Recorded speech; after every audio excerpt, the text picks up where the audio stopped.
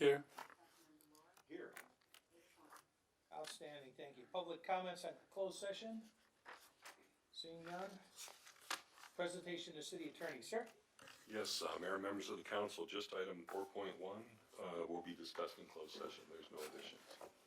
Okay. So with that, we're heading back and we'll be back.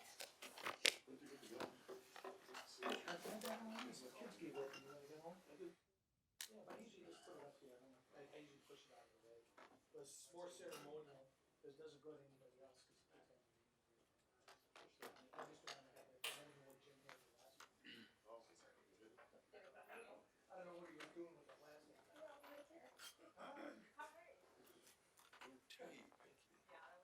Okay. We're heading back.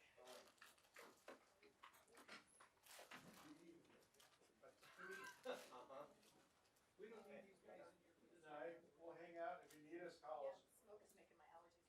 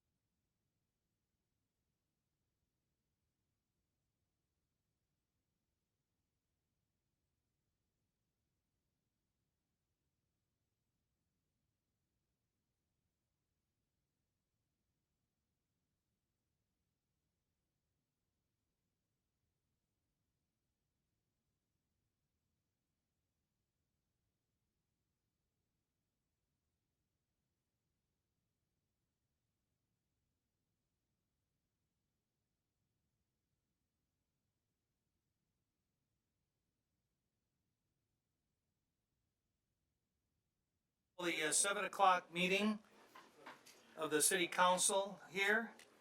We're gonna do a pledge of allegiance and a moment of silence in honor of our troops.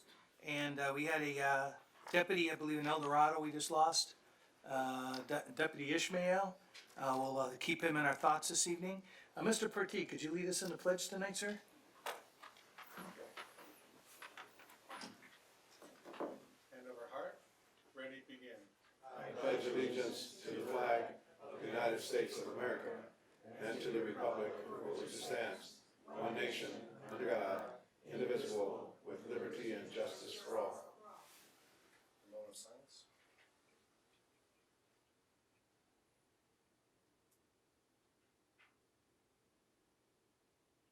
Thank you. Very good, thank you, sir. Okay, roll call, please.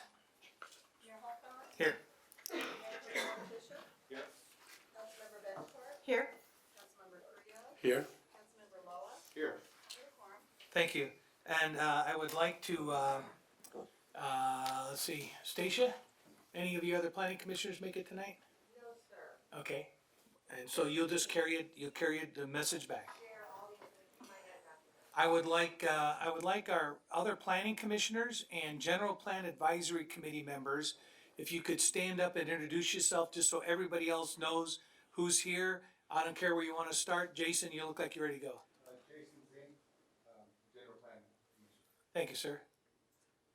Sophie Rudnowski, Hines, General Plan Commission. Pat Hunt, General Plan. Laura Gordon.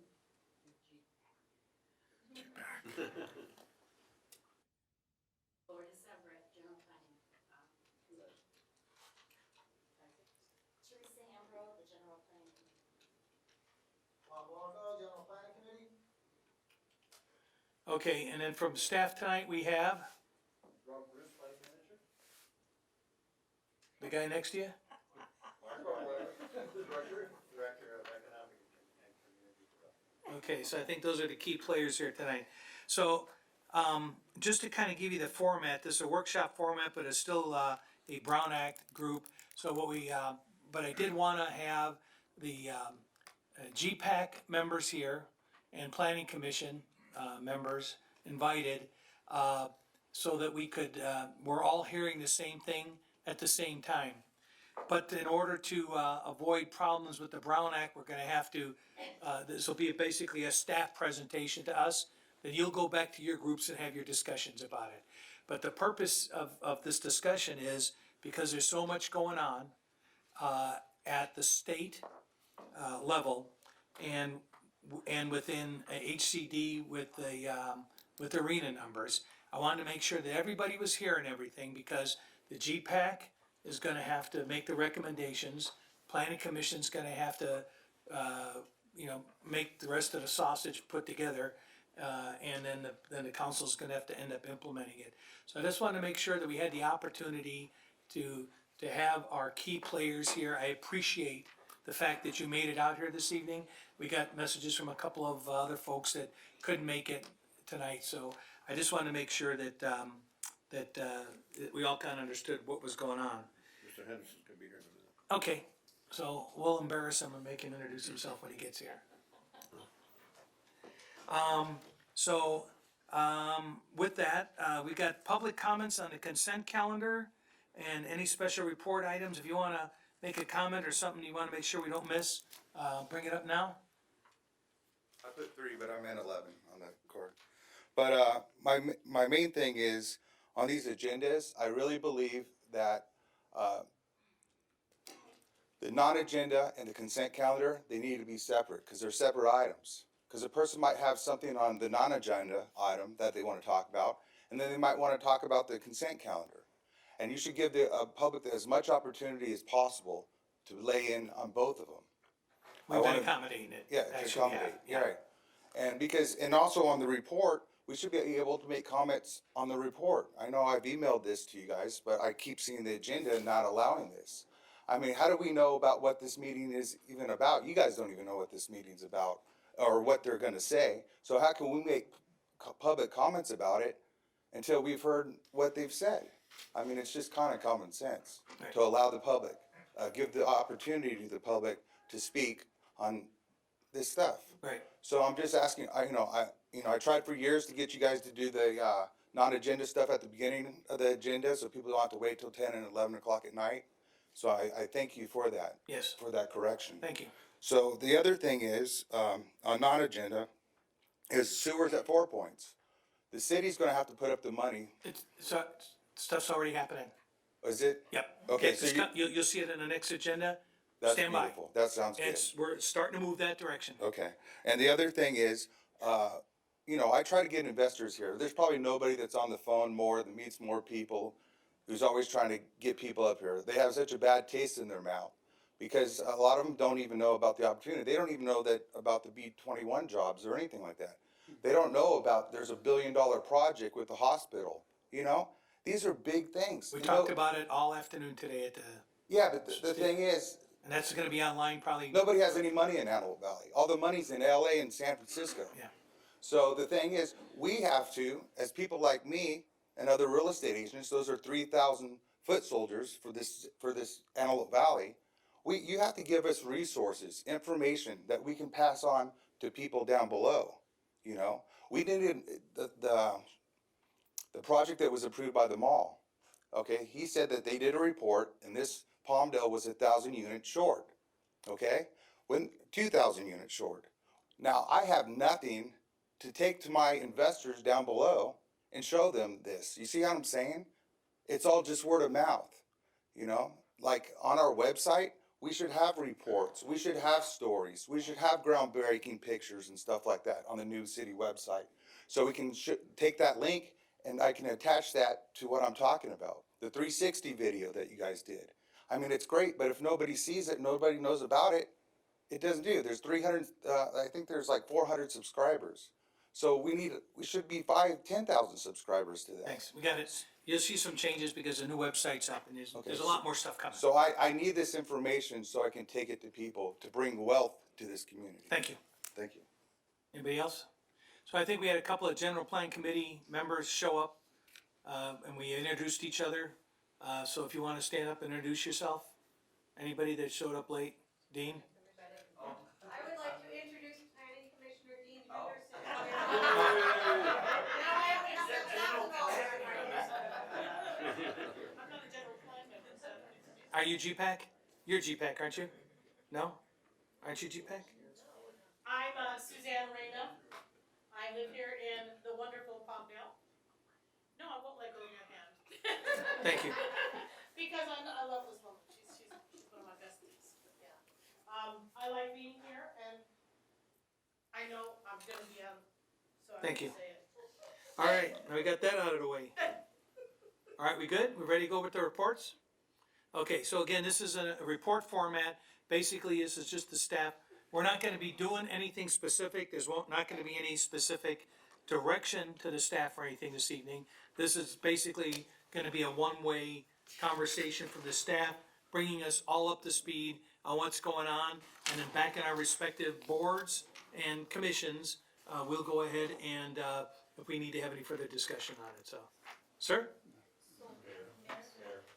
Oh, I'm sorry, consent calendar. There we go. Can I get approval for the consent calendar, please? So moved. I think I got some motions and seconds. Whoever pushed the buttons.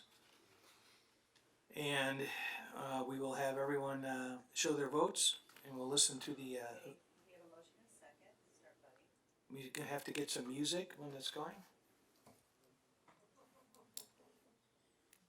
There we go, 5-0, thank you. Okay, now on to the special report. Sir?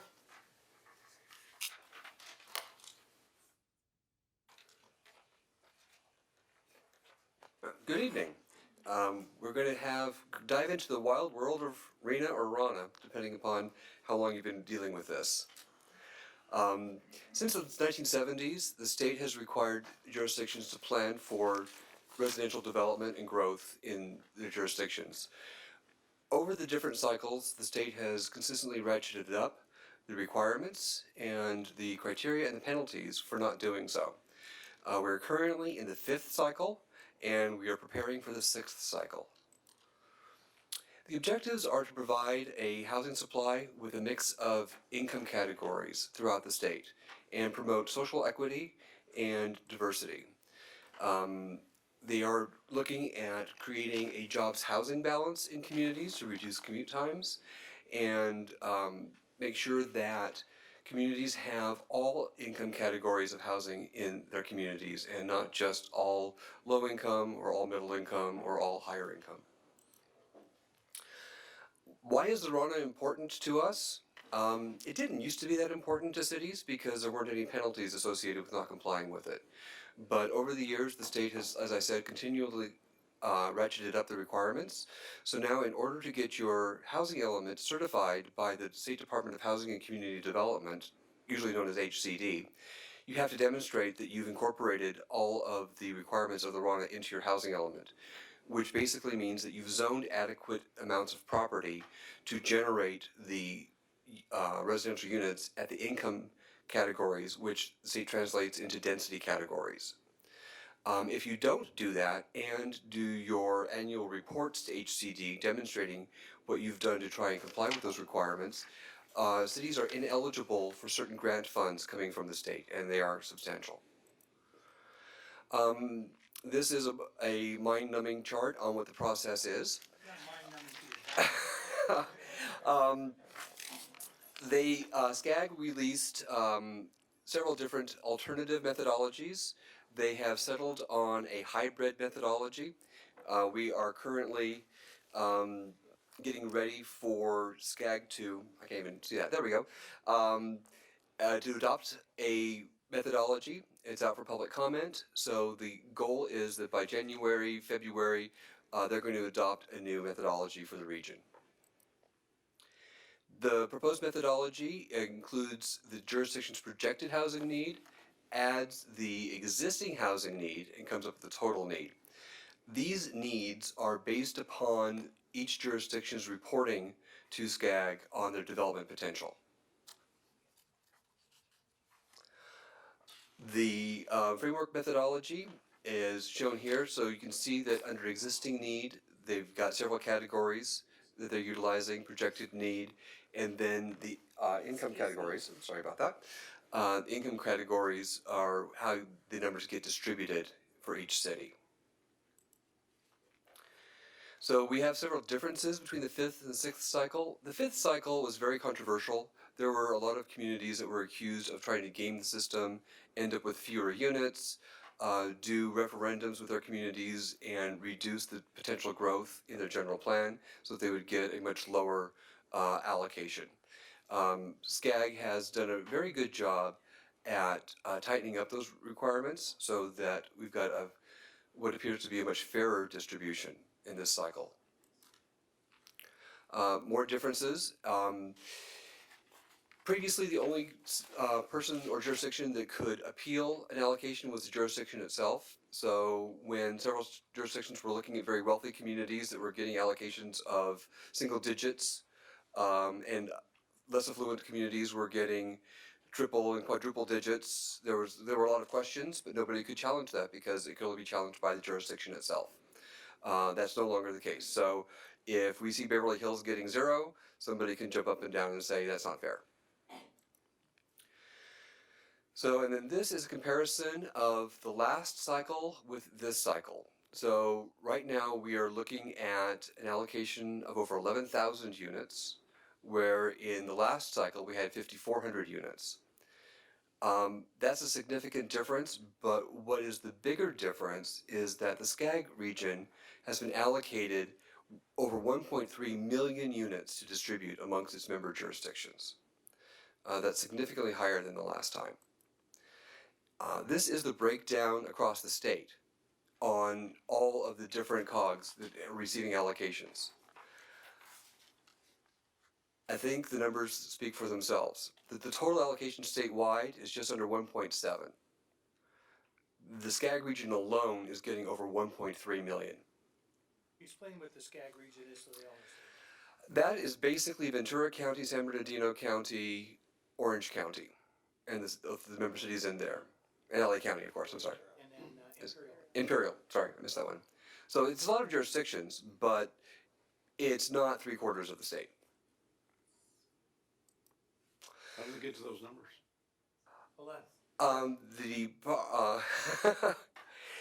The Department of Finance, thank you, took me a second there, projects a need statewide. So then HCD takes that, they put it into their own formula and add some projections on top of that. And then they come up with a big number. And then HCD does the distribution. Now, the SCAG region was projecting about half of that number in the early stages of the process, doing some expert guessing on what it would be. So everybody was very surprised by the allocation. SCAG did appeal it, and HCD reduced the number by about 1,500. Insignificant. Yeah, it's equally insignificant. On the screen, I thought it was important to see how we compare to our other cities in our region. And as you can see here that going to the bottom line here, we've got an allocation of 11,000. Lancaster's over 17,000. Santa Clarita's it's almost 13,000. And Victorville is about 16,000. So compared to our sister cities here, we're doing pretty well. The primary numbers, again, are based upon each jurisdiction's own growth forecast. So as you can see up here, we've got a 5,900 number here and a 5,040 number here. Those are from the last RTP that we submitted to SCAG. One of the things that we did was we corrected for areas of the city that don't have infrastructure. We didn't believe that those areas would be built in the next 8 years, and therefore we shouldn't be reporting that we have that land eligible to build. So SCAG used that number to base our primary allocation. They also do things like look at replacement need. That's based on how many demolitions have you had in the last few years. If you've got a low vacancy rate, they'll give you a bit of an adjustment for that. But the important thing to look at is down at the bottom here, and that's by income category. The reason why RENA has been so controversial in most communities is it's very difficult to provide housing for the very low and low income households. The market simply doesn't get you there.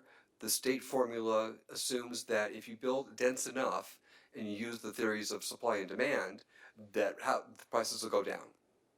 Well, construction costs are so high that I don't believe personally that is a reasonable assumption, but that's the formula that they've given us. So we end up having to do a lot more multifamily, and that's where our affordable housing department is so critical in meeting this need, because there's really no way for the market to do it on its own. So because of the characteristics of Palmdale, we do not have a high quality transit area within the city. Jurisdictions that had a high quality transit area got more units because it's easier for people to get around, you reduce vehicle miles traveled, you reduce air pollution, you reduce congestion. We don't qualify for that. We're also not a high resource area. We're mostly a low to moderate income community, so we didn't get extra units for that. But what we did get was the majority of our units at moderate income or above.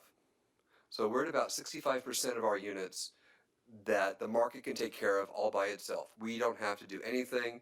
Those are just going to be market rate units at whatever density get planned. A much smaller percentage are in the low and the very low income categories. Those are a lot of units. I've never seen any jurisdiction meet its RANA. It's a goal. We have to plan for it.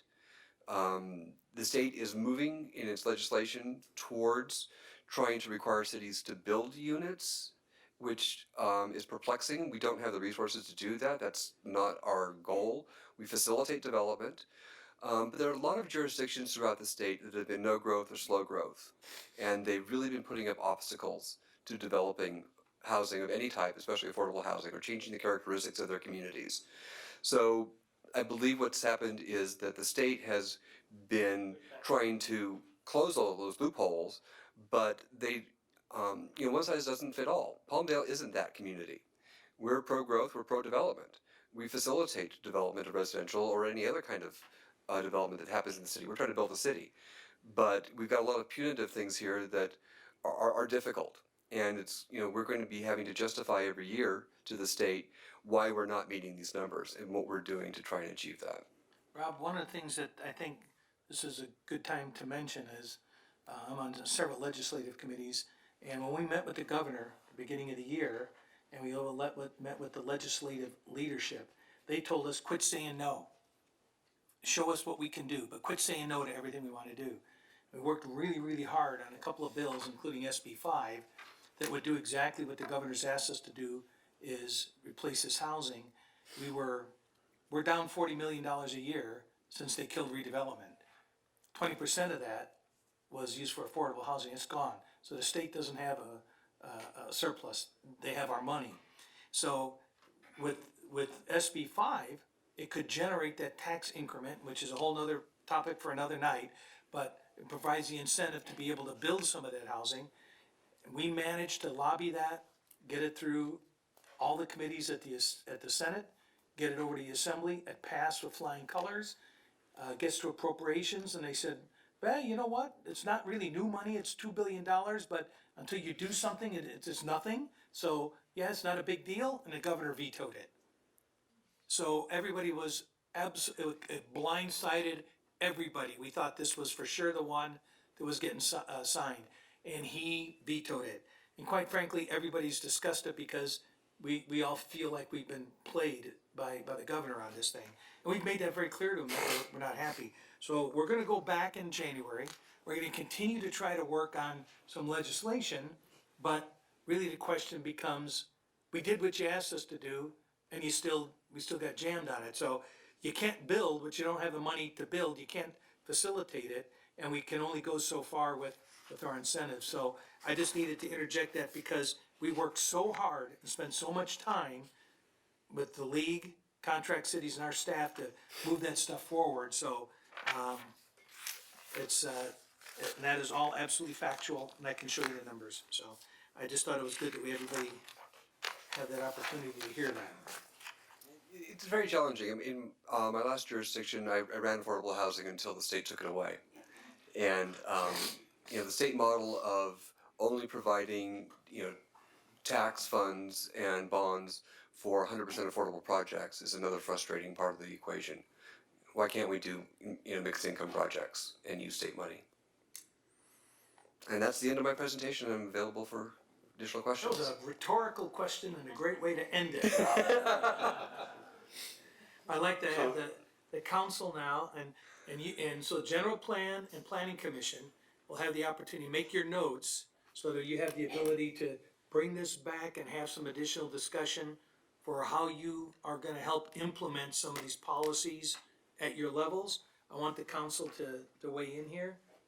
Laura, any questions or comments, or? At the league conference that we just went to, they spent a lot of time talking about housing.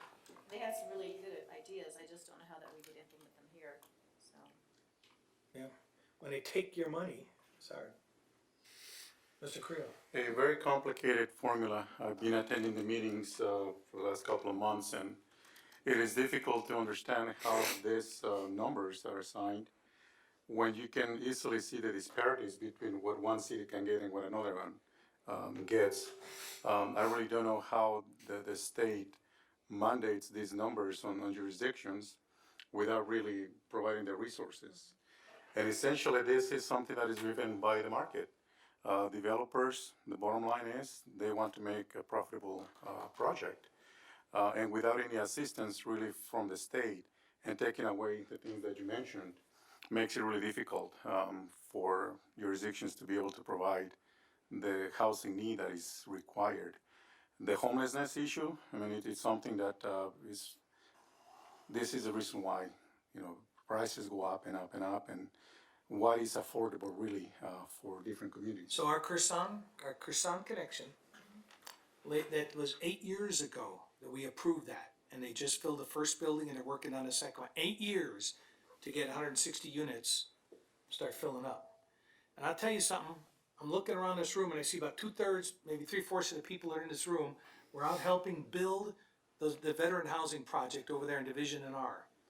And it was, the bizarre thing that happened was, the day after we did to move this bus thing out there, the next morning, on my Facebook pops up the memory that 5 years ago, we approved that project. That's how long the state process takes with CEQA and all the mandates that the state puts down on us. 5 years. How, and people have to understand that that time is money and that money costs money. Every day a developer is sitting there, he's paying on that property. So we're trying to find some relief at the state, but I want everybody to keep in mind, it's a process, not an event, and nobody's making it easier, so. Mr. Loa? Okay, well, these numbers, I mean, the state isn't saying you're going to build this. What they say is you're going to zone for these different categories, and you're gonna remove restrictions that may be impeding development. So the state isn't saying build it, Well, they're just saying, They kinda are though. It's our job to accommodate or facilitate building of that nature, correct? Correct, right. correct. Well, the governor haven't and the HCD director, I met with the deputy director of HCD. He said, you need to have sticks in the air. We are gonna count units that you build. I said, but we don't build them. But so they are effectively saying you have to build them, because they're gonna evaluate how we facilitated this and what got built. Our main thing is, you know, we can facilitate and be happy to let the developers come in and build this, but if they can't get the lending, That's a big problem. you know, that's the biggest issue that faces our community now, as far as I'm concerned, is We're trying to get our state legislators to bring that issue up, that they're effectively redlining the high desert areas. And that's what's happening. The developers will tell you, I can't get the money. that's what I I've can been get the told money in in a LA, sense. I can't get the money out here. So that's, I mean, that's a real obstacle. I mean, we will do everything we can to facilitate this, to remove restrictions, to zone for. But the financing isn't there for the infrastructure. We can't build streets, gutters, and sidewalks and the rest of it, without financing. I mean, the money has to come from someplace, and the state isn't providing it. They're just saying, build it. Although there's no legislation in place to actually force cities to build. No. For them to say, we're gonna count the sticks in the air, they're just saying it, but they're No, not. no, Newsom made it very clear, he's gonna redirect transportation funding if, based on who's getting stuff built, and that's where the transportation money will go, like the SB1 money. And he also made it clear that HCD is gonna audit this, and that they will be penalizing communities with these grants you spoke about. Right. So it'll make us ineligible for other grant option, and we're trying to figure out, what's the nexus there? You know, what's the legal nexus between, road funding, road repair money, and housing? So is Newsom saying this based on executive power? Yeah, Not on legislation I that's in brought that place, back, executive power, right? In Yeah. other words, he's gonna sign an executive order saying that certain cities are going to be punished by stories are all out there. He's- keeping transportation He's funds away. absolutely said that, yes. Wow. Yeah, so Rob and the staff, they've all heard that same message. So I sat across the table from him and got that same message. So it's his way of incentivizing us to keep the tax dollars local, saying if, you know, we don't build this high density or build this housing or what we need to build, then the traffic dollars are gonna get spent elsewhere to people who are doing it. Once again, we better keep record of all the projects that are coming to our table and that go or can't go because of the funding. We can greenlight these things all day long, but they can't get the funding to get these projects started. Yeah, well, We need to Anthony document that. Portantino, and I've known Anthony for a lot of years, since he was a councilman, he shelved SB 50, which was extremely onerous on cities, with the mandates that they were coming down. Anthony and I have been friends for a lot of years. I asked him why. He says, well, because I think there's a better way, and you guys, you know, should be working to help solve this. And so, with it being a 2-year bill now, it's gonna come back next year. But in his, when it got shelved, the governor also commented that, I can almost quote it, he said that he was disappointed that SB 50 had been shelved, but that he was confident that the core values of SB 50 was being carried in about 30 other housing bills moving forward, of which, quite frankly, most of them passed. So you're gonna start seeing, you know, like we saw the ADU ordinance, the garage conversion ordinance. We can't restrict parking based on ADUs and the garage conversion, so now all those extra tenants are now parking out on the streets. And there's a number of bills to start requiring, I think it's a 2-year bill for the duplexes on single-family lots. So if you have a single-family lot, there's 2 bills. One says that a duplex qualifies on a single-family lot, and there's another one that qualifies, I think it's by Skinner, that says a fourplex, or was it Wiener, one of them, that a fourplex qualifies on a single-family lot.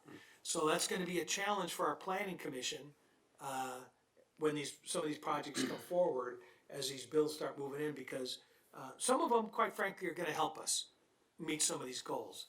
The big problem is that, it's taking away the ability of a community, it's the local community control, to be able to. Right, at the end of the day, we wanna have the ability to say how we wanna see our city get developed, not the state, cause we're the ones living here and we wanna protect the best interest of the city and the resident and the quality of life, and it's hard for them to do that up in Sacramento. Well, the transit-oriented development projects, we're saying that some of these lots, that if you have a bus line that is 20 minutes going by there, that you have to allow, I think, 3 stories by right on any residential lot, and that if you have 2 buses that meet, that creates a transit center, and that you have to allow 5 stories by right. So, I mean, those are the kind of things that we have to watch out. Now, some of those bills, like I say, got pushed back into 2-year bills, and we'll have to look at what's coming up on those. And so our legislative committees, I'm on 3 different legislative committees, we're working hard to try to look at what's the state trying to accomplish, what is it the cities need to accomplish? Because at the end of the day, it is supply and demand. We have people living in motorhomes right now, because all they're making is $900 a month. My mom, you and I have had this discussion. You know, my mom's rent just went to $850. She only makes $928. You know, so I mean, how do people supposed to do that? So we've got to help. We've got to help with that adjustment out there.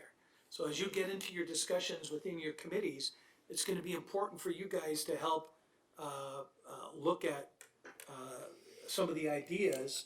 Look at what these mandates and some of these goals are that the state's bringing out here, and work it out in your areas and have those discussions. So as it gets to the planning commission, and as it gets from the planning commission up to the council, a lot of these questions will already have had that dialogue to help us when we have to start putting all the little colored crayons on the maps, you know? So, Matt, do you have anything else you want to add from a legal perspective on this whole thing? No, I think we're kind of at the mercy of Sacramento on a lot of these things. And I think if they focus on financial bills, that might be a big plus. The only way we're gonna be able to build even a portion of this housing, 10 or 15%, will be if they get enough financing through the state. And like you were saying, we get back the money that was here for housing. Yeah. 5 to 8 years to approve a project doesn't work, so. Mr. Pertee? I think you really well covered it, and I'm glad that we had all 3 groups here, the GPAC, the Planning Commission, and the City Council. You know, the GPAC, their role, everyone has a different kind of perspective, piece of this, and a different role. The GPAC certainly taking the RANA numbers into account when advising on the new general plan zoning. It can't all be single-family homes. We'll never meet these RANA numbers with single-family, that there's gonna be ranges of densities that we'll need throughout the city. The Planning Commission taking the RANA numbers into account when reviewing housing projects that come before them, looking at things like heights and densities and so forth. And then the City Council taking RANA into account when approving both the general plan, future zone changes from the general plan. And so now if you're taking a piece of property and up or down zoning it, that is going to affect the total RANA numbers. And so that's something to keep in mind. And then looking at affordable housing agreements to see what we're getting in each of these affordable housing agreements in exchange for any incentives that the city provides. And then the requirements that are placed on housing projects. Are we keeping housing developments from being built or driving the density up or down because of requirements that we put on housing in our codes? And so all those things come into play. Everyone has a different role. but everyone together creates that, both helping to meet the rounded numbers, but also the quality of life for the community. I think it's important for everybody to remember, if you've got dirt in your neighborhood, something's going on it.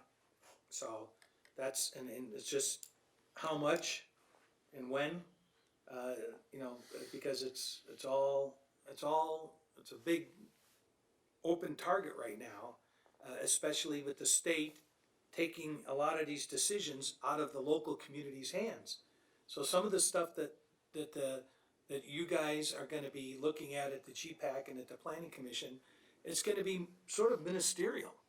You're gonna get it, and it's gonna say, well, we can't consider this, we can't consider that, we can't consider the other thing. Next. That's gonna be problematic, because you're gonna have neighbors that aren't gonna be happy. And I feel for them, but we've all had this battle, over the years. But it's, we have a level of responsibility, and I think that the thing that we're trying to express is that some of this is out of our control, but some of it is within our control. And we gotta try to, we gotta do the right thing, we gotta do the right thing for our community, and hope that we can, we all have to live with it at the end. Actually, it's gonna be our kids and our grandkids that are gonna be living with this. We want to develop a nice, high quality of living for the community that doesn't jeopardize the quality of life we have while trying to meet these numbers. That way we can keep affordable housing here, and then the supply and demand isn't so far out of whack. Yep. Because right now it is, Yeah, and we can see it the everywhere. state looks real carefully at diversity of housing as well. So what the city manager mentioned, as far as we can't sit here and keep our previous mentality of single-family homes, put the apartments someplace else.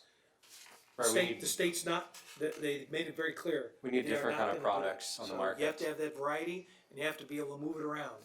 So they're gonna look at it, they don't want it all stuffed in one spot, they wanna see a variety of housing, so it's all, it's a moving target over. I think we're gonna see a lot more bills this next year, and again, I'm on 3 legislative committees, we're gonna be spending a lot of time in Sacramento trying to help get some of the financing back to our communities, because that's gonna be critical. Everybody up here said it, it's that financing. 40 million a year we're down. 20% of that was affordable housing money. Told the governor, he's sitting across from me, and he said, I'm giving $500 million out, $500 million to help with low-income housing. I said, well, we're 40 million, Lancaster's 40 or 50 million, Santa Clarita's probably 60 million that they're down. Since you killed redevelopment, you've taken more money from the North Los Angeles County cities than you've given back to the entire state. His response was, at least I'm doing something. That's eliteness. So anyways, I just want you to know that that's what we're dealing with, and I've got to give the man credit. He's fixated, he's got legislators that are on board on this, and they're gonna move this agenda forward, so we've gotta figure out how to move with it, or we're just gonna get run over, so. Well, if they can move forward some financing, that'd be great. Yeah, that's one of the big things we're pushing, and I think we need to talk more with our state legislators and get them to get us some of that help. They need to understand, they need to be able to make that pitch to their colleagues up there, that this is an issue, so. Yeah, I've been working on that with our representatives. Hopefully we get some traction here soon. When some of us went and met with Congresswoman Hill, some of us, not all of us, that was something that was brought up with her as well. Yeah. That the federal government could do something for funding infrastructure or breaking the logjam on, or the restraints that are being imposed on this valley by lenders who are refusing to come here and finance these projects that are so needed. I mean, we've got the land, we've got the availability, there's a huge housing crisis in Los Angeles. We've got everything available to do it, except the money to do it. I think And that, we've got to recruit, and we've got to put pressure on our legislators, as you're saying, both at the state and federal level. well, one of the bills that he signed, I'm not anti-Newsom, I want you to know that. I just have a problem with people that wanna dictate to local government, because otherwise what's the point of having local government? Why don't you just disband? I mean, 7 cities up north threatened to do that when they took away their money. Guess what? They all got special legislation to keep some of their money. So, when all of a sudden you start telling them, no, you're gonna have to pay for it, they don't wanna do that. But, one of the things I've gotta give huge credit to, and we're gonna see how this works out, is with the new public banking program that's been, the bill was signed on. So as opposed to essentially what we have now with the private banks, it's gonna allow government agencies to open up a financial, market, institutional market, that will, that may be the resource. We had a long discussion about this, and I attended one of those sessions when we were in Long Beach. One of those sessions was on public banking. So it may open some opportunities there, so we have to just see. LA's the first large municipality, there's quite a few hoops to jump through, but Herb Wesson made that proposal, we're gonna watch that and see if that gets off the ground. They're doing that primarily to address, they're under the gun right now, they're about to have a federal court issue right now with all their homeless down there. So we'll see where that goes. I think that opens some possibilities for us, you know, with some resources, so. Maybe the planning commission. Anything else, sir? Okay, planning commission chair, would you like to weigh in on this with your, No, thank you, I will make sure that I share all the information with my commission. great. So GPAC, we're really happy that the GPAC members are here. Mr. Henderson? Yeah, I want to thank everyone for showing up Thursday night. I know everyone's got lives and things to do, but it's important that you guys are here. So thank you guys for coming. I just got like maybe 1 minute comment. Is that, All right. right, come on up. That's what we're here Just, for. it's very true that we are being redlined by private money and everything. They're giving 90% land loans anywhere else but Antelope Valley.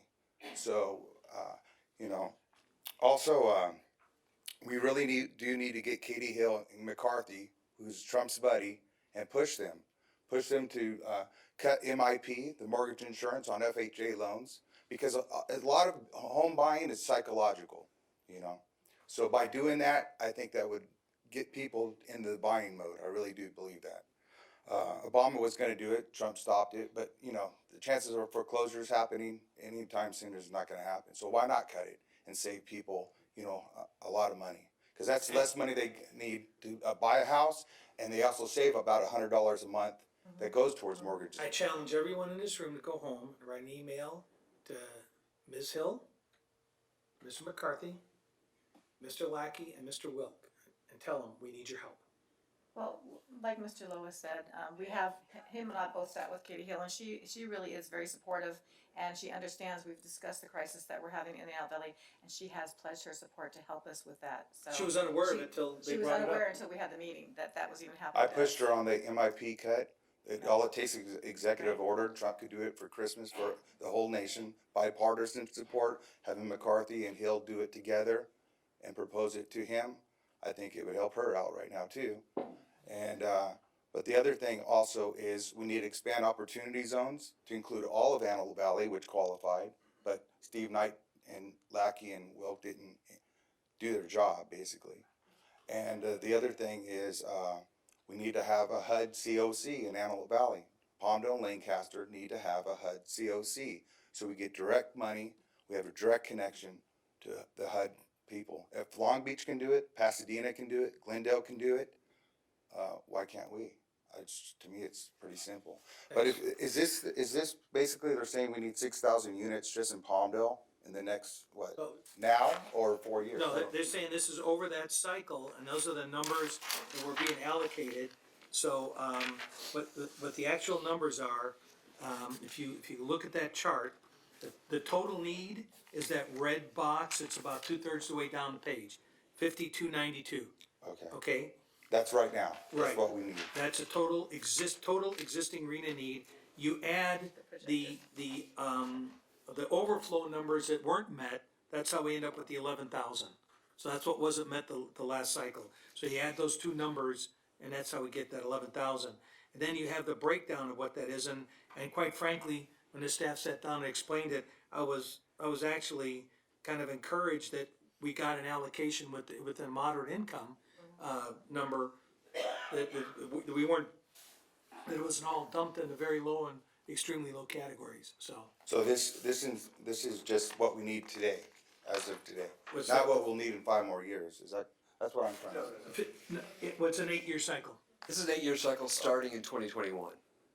So by 2029, we need to build this many units. Theoretically. We're waiting to have planned for those to have been built. We, so far the state's not requiring us to build anything. So They will that's be basically evaluated. We Red just have to Ranch, show right? that we've done the zoning and Yeah. everything else to make it available for people to Remove build the these obstacles, houses. so, thank you, sir. Okay, all right, so all of you know who your contact people are, GPAC, it's our planning department, planning commission, oh, it's your planning department, so. All right, thank you very much for being here, I appreciate everybody being here and taking the time to help understand this, I hope. So we adjourn? Where, is there, did I miss anything on the agenda there, sir? Yeah. Don't you? No, adjourn. Yep, that's it. That's it. What about this? We already did that.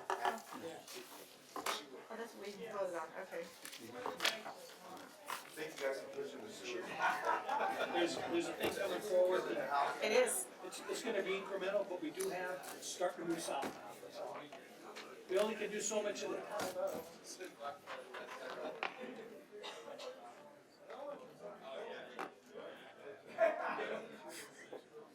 Hope that mic's off.